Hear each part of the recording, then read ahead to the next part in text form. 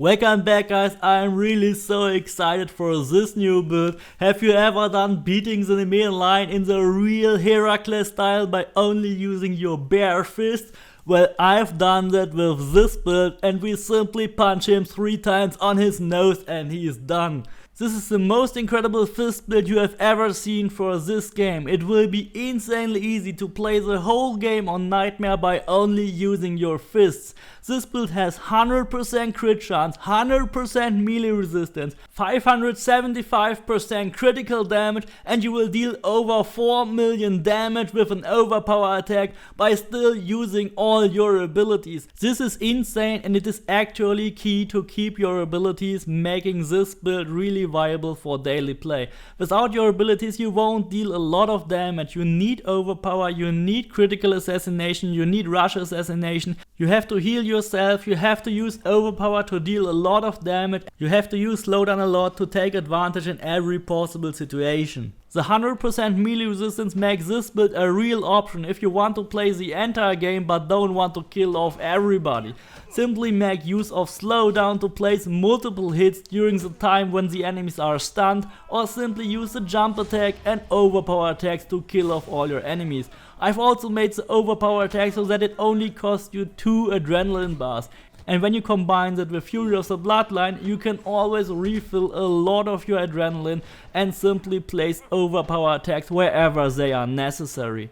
And don't forget, you can also refill your Fury when you place a Fury attack on an enemy lying on the ground. That will instantly grant you all the adrenaline. And if you are really in trouble, thanks to using your abilities, you can still use Ares Madness, kill off everybody around you with 4 to 5 million damage and even 800,000 damage with the normal Ares attack. That can really save you time in a lot of critical situations. You can also jump in the air to avoid damage from elemental attacks, or use slowdown again to overwhelm enemies which are much stronger than you to kill them off from behind in a super easy fast attack. 4 million damage easily that Polemark didn't even know where it was coming from. Of course, I've also made sure that you can knock out a mercenary with a single overpower attack. For that you may have to activate Battle Cry if you don't have so many ability points, but then it is a real safe knockout here, as you can see. Of course, overpower attacks can still do animation cancels, but they are a bit harder and you can mainly only do it on staircases. But now let's first take a look at all the damage values for this build. As already explained, it is key to make use of slowdown time here a lot, because when you make your first punch you may not be able to kill your enemy, especially when you only use light attacks. Light attacks will deal around 250,000 damage, so you have to make a second or third punch to kill off your enemies with that. Another really good use for time slowdown is when an enemy is far away, you have to make up the gap because you don't have any weapons and you can sneak around, kill him off with even a charged heavy attack so that he is instantly dead from that single attack. A normal heavy attack will still have 400,000 damage when you attack from behind, and I also try to incorporate other melee attacks which don't use weapons here. With the Chronos time shift you will deal 500,000 damage with a heavy attack, and even with the Sparta kick you can deal up to 700,000. But the real deal and the killer apps are still the Fury of the Bloodline with 2.2 million damage and the overpower attack with up to 3.7 million damage. With this build you are still able to use rush assassination to kill off mercenaries on Nightmare, but it is more safe to use the critical assassination instead. And thanks to all your abilities you are able to pull off a cool chain of massive attacks here without having to rely on your fists every time. That is the cool thing, you can mainly play as an assassin, and if you are in trouble just use your fists or still use one of your strong abilities. That makes it really cool and fun to play with. If you also like this content as much as I do creating it, then please subscribe and also check out the membership perks and support the channel if you can. When we check out the inventory we see we have only 40,000 warrior damage, but that has a reason, because we do not have a weapon here equipped in the left slot, and we can also not use weapon damage with this build, because when you don't have a weapon you cannot use damage with swords, damage with heavy blades and stuff like that. And normally these weapon modifiers amplify your weapon damage by up to a factor of 2.4. So from 40,000 damage you can make it 80,000 or even 120,000 damage. But that's not the case here in this build. build, but we could still rescue a lot of damage here to make it even 40,000. Because normally the warrior damage consists of a base damage value, which is 2490 for your left weapon and 2470 for your right weapon. So if you do not have a weapon equipped now in the left slot, normally you only have 2490 DPS for your fist. And then normally you will add the weapon damage to that 2490 value. But since we have the bighorn bow now in this build, we will simply add the bighorn bow value to that 2490. So in fact this build is like if we have 9000 DPS here on the left slot. So the bighorn bow simply replaces our left weapon, and that gives us almost as much damage here as if we have a weapon.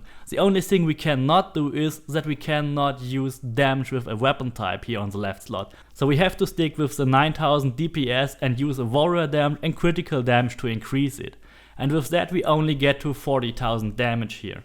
But that is still much more than when we don't use the bighorn bow, because when we unequip the bighorn bow we would only have 11,000 warrior damage, because that would only be 2490 multiplied by a lot of warrior damage. But with the bighorn bow we are now at 9000 base DPS, so that's a big game changer here when we have the bighorn bow amplifying our empty left melee weapon slot.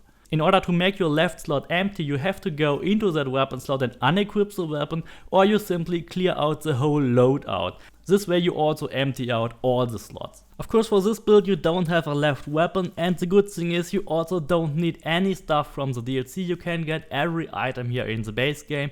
Only some of the abilities I will show you later would require the DLC, but they are not mandatory.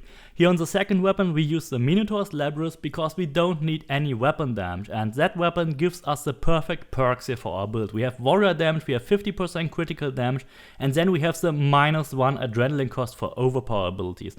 Overpower is the strongest attack we have in our fist build, so we can use it much more often. And then we also add the 100% damage. Since we have 100% melee resistance, that is really safe to use in this build. If we would use the Blade of Yumminess engraving with the 250%, we would not be able to do any overpower attacks and any other abilities and heal ourselves. So we would end up with much less damage than in this build when we use it like this. In fact, having the bighorn bow here instead of the Blade of Yumminess engraving will have the same effect. The bighorn bow will add almost the same amount of damage to our build than the Blade of Yumminess, but it still allows us to use all our abilities. This is only possible because the bighorn bow is a glitched item that somehow shifts your DPS from the bighorn bow, the 6495, to your left melee weapon. It is the only item in the game that has these bugged stats that can do this, and therefore you have to go and get it. Also it is a Helix store item, so you have to get it from the Helix store. It costs 150 Helix credits, but if you still have your 200 free Helix credits, then you can get it for free.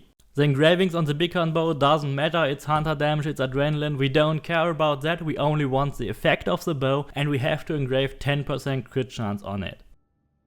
For our helmet we use the Oxesia's Helm of Darkness. That is a special unique item, it is the only helm in the game that has 30% melee resistance. And with this helm we are able to achieve 100% melee resistance. The helm is dropping from a weekly mercenary which returns every 42 weeks. It is Oxesia, the spawn of chaos. Once you see this mercenary on the message board for the weekly Orichalcum quest, then go and get this helmet. The last time it occurred was on June 23rd, 2020, so the next time it will appear will be around spring 2021. I will definitely make a video when that happens.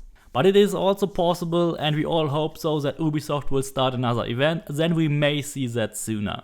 If you don't have the Oxesia's Helm of Darkness yet, then you can also use the Spartan Javelin, which has 30% melee resistance on your right melee weapon, but then you would definitely lose the -1 adrenaline and 50% crit damage when you do that. So the Oxesia's Helm is definitely the recommended gear for this build.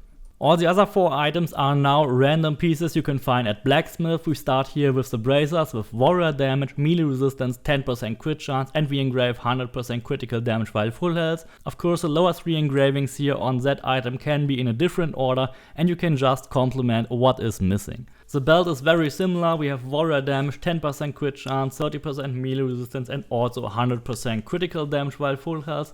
Then on the torso we have warrior damage, 10% all damage, 50% critical damage, and then we add another 20% warrior damage. We can actually add another 20% warrior damage when it is fully upgraded to the maximum 20%, as long as it is not on the 2nd or 3rd position of the item. On the boots we have warrior damage, 100% critical damage, 20% critical chance while full health, and then we do the same trick and add another warrior damage to it. That will end up in the following stats. We have 355% warrior damage, 170 assassin and 173 hunter.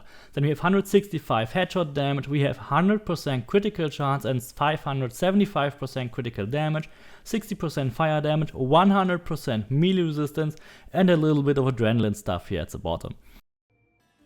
In order to make the basic version of this build, you need nothing more than 170 points for it. The 349 are the points I did not spend for this build. Although this is mainly an assassin and a fist build, you should go for 6th sense, because 6th sense slows down time as well, and anything that slows down time is really helping you out when you have a fist build. You will get much more time overrunning, assassinating your enemies and punching them in the face.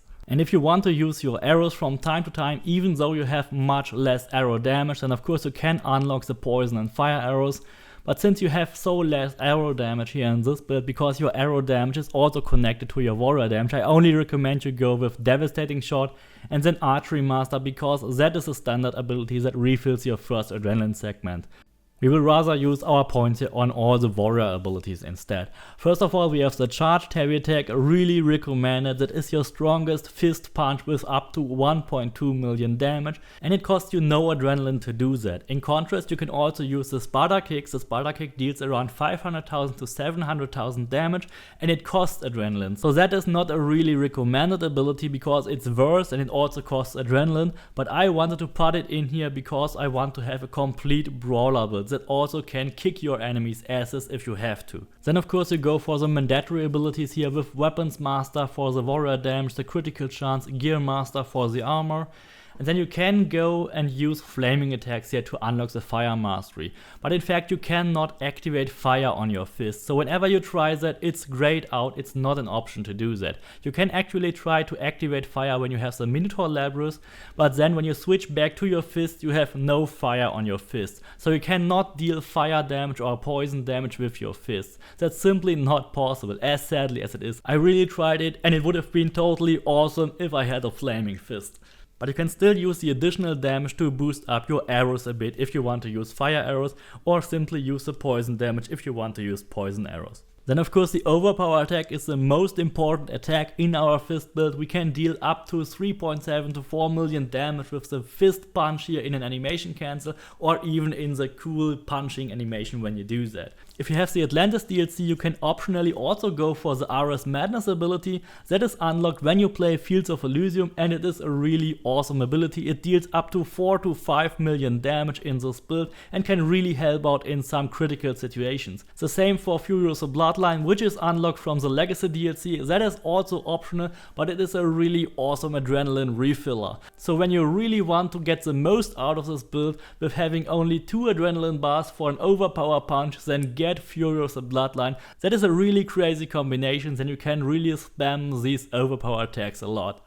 Of course you can still go for the usual Ring of Chaos, but Ring of Chaos, especially in this build, will be a rather weak ability. It will be nothing special, it deals around the same damage as Sparta Kick. But it can be a good replacement for Furious of Bloodline or Chronos Timeshift if you don't have these abilities. Then of course go for Second Wind, your health refill. Whenever you get hit by an arrow or by elemental attacks, you have to heal yourself because you're only invincible against melee attacks. In the Assassin tree we go for Shadow Assassin, which gives us more assassin damage, 50% critical damage. Then go for Rush Assassination and also for the critical assassination to kill off your enemies or mercenaries, then you don't have to use your punches so often.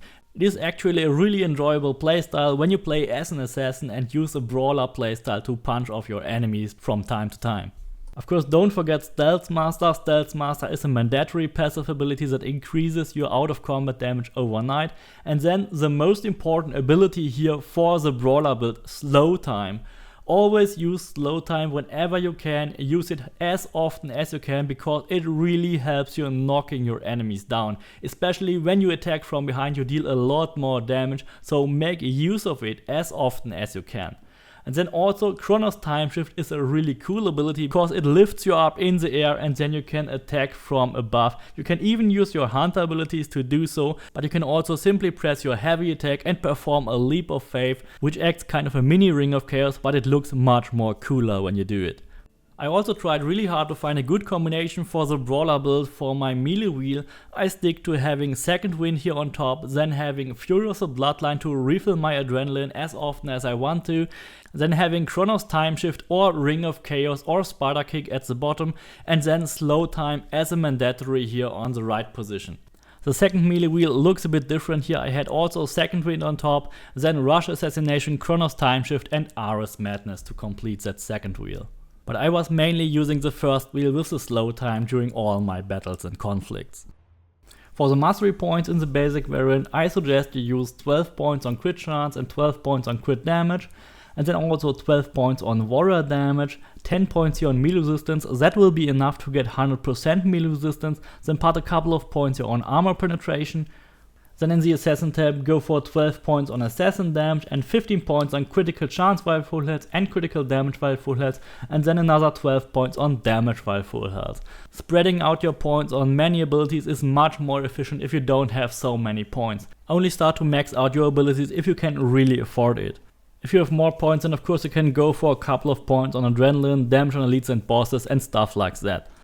When I could use all my points, I would invest them in the following way. I would max out all the crit chance, crit damage and headshot here in the Hunter tab. I would go for adrenaline on headshot kill, also the chance not to consume special arrows, max out warrior damage, max out damage with overpower abilities for our lucky punch. Then still 10 points on melee resistance would be enough, but I would invest in fire damage and also armor penetration maxed out, then damage dealt restored as health, and then damage with warrior abilities and also damage with charged heavy attack, because that is our biggest punch that doesn't use adrenaline.